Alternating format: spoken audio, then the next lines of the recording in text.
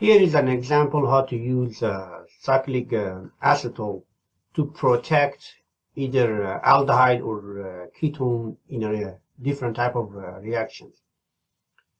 We are using this compound in here, and in this compound we have Br, and we want to use this compound to make a Grignard reagent. But we don't want anything happen over here. We want to form a Grignard reagent because we have supposedly alkyl halide there.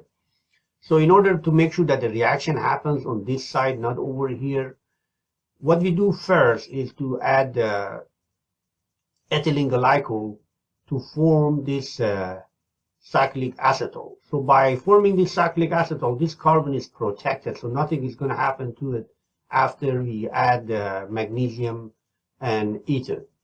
When magnesium and ether are added, then we're going to get a reaction where we want it to happen. It means we're going to get our Grignard reagent. Then Grignard reagent can be used to do other type of reactions that we have learned in the past.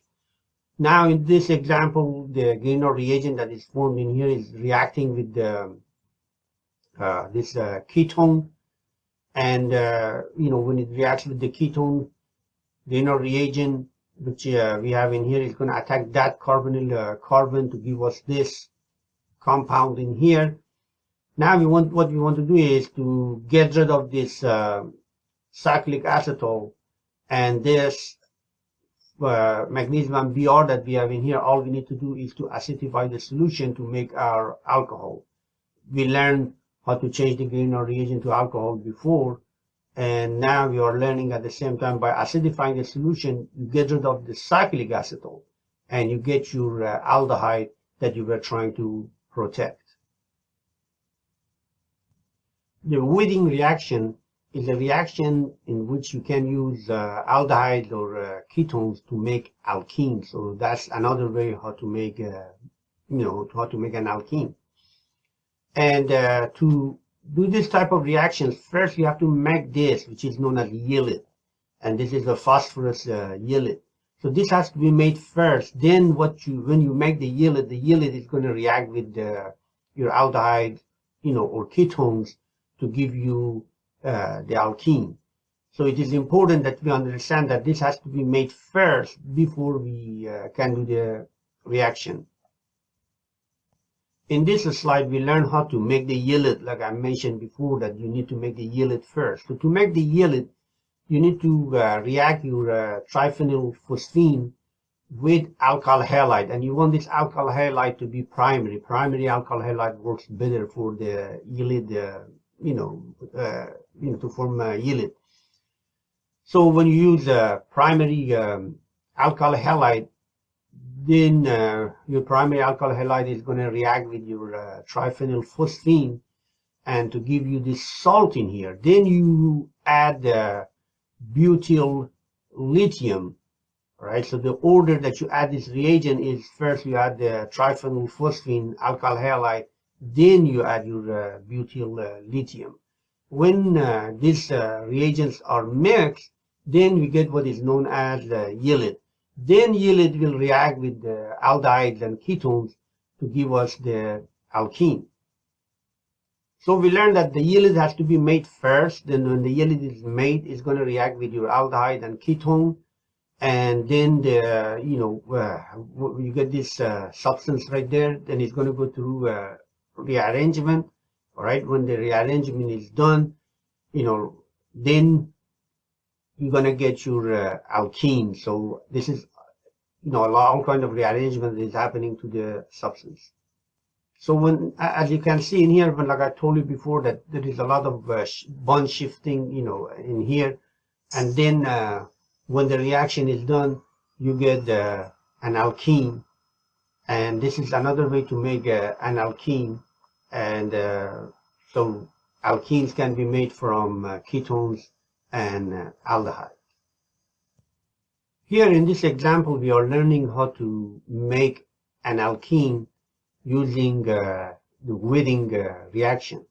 Now, to make an alkene using Witting reaction, remember your primary reagents are aldehyde or ketone, and then alkyl halides. So you want to make sure that the way you break up the double bond, you break it up in a way that you're going to end up with the primary alkyl halide, then aldehyde and ketone. So when we look at this example, we see that we can break up the double bond in here, because if we break up the double bond there, regardless which one of them we choose, we can generate a primary alkyl halide from either part of this these two groups that we have in here. And then after you break up the double bond, you just need to add oxygen to one and add triphenylphosphine to the other carbon, and that's how you pick which reagents are used to make an alkene using the Witting reaction. We have seen the oxidation of aldehydes and ketones in previous chapters or previous slides. As you can tell, aldehyde can easily be oxidized to carboxylic acid, and so that's what happens. And so when you look at these examples in here, you can use different type of oxidizing agent to change aldehydes to carboxylic acid. One of the reactions that aldehydes can do and ketones won't do, anyway, ketones won't get oxidized. I'm talking about aldehydes in here. If you have a solution and you want to make sure that what you have is an aldehyde or not, what you can do is to treat it with silver oxide, like it shows in here. And what happens if you have an aldehyde and the aldehyde can get oxidized to carboxylic acid? So when the aldehyde gets oxidized to carboxylic acid, the silver is going to precipitate out as silver. And this test is known as the toluene test. And this is one way to make sure that the solution you have is an aldehyde. When it comes to the reduction of aldehydes and ketones, they can be reduced by different reducing agents like sodium borohydride or lithium aluminum hydride. This is weaker than lithium aluminum hydride. Lithium aluminum hydride is very powerful reducing agent. Not only it can reduce aldehydes and ketones, it can also reduce carboxylic acid. And so this is we could use either of these two, but this is easier to work with. And you can actually do hydrogenation, but you want to be careful when you do direct hydrogenation, because not only you get rid of your aldehydes and ketones or your carbonyl functional group, you also get rid of any other kind of unsaturation like double bond or triple bond you may have in your compound. Here are some examples of how to reduce aldehydes and ketones using sodium borohydride. So here we are using sodium borohydride to reduce an aldehyde to a primary alcohol.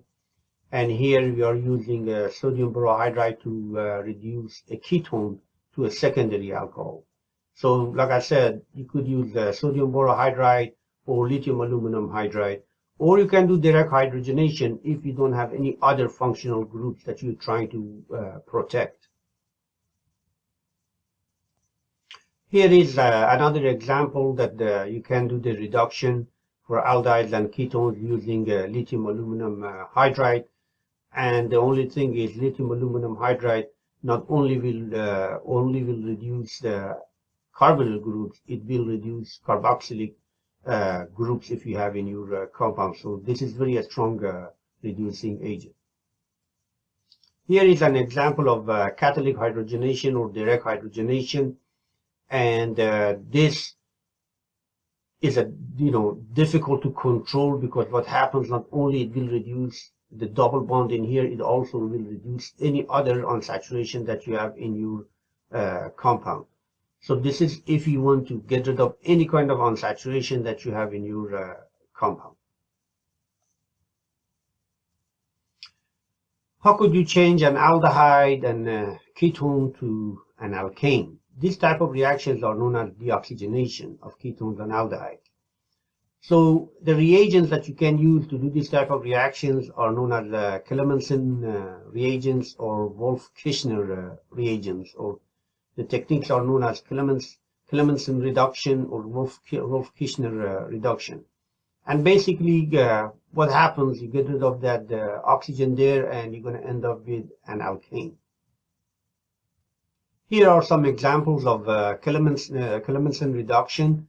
And in this examples, as you can see, the reagents that are needed for Clemmensen reduction is zinc mixed with the mercury, hydrochloric acid, and water. So when the reagents are mixed with these reagents, your final product is an alkane.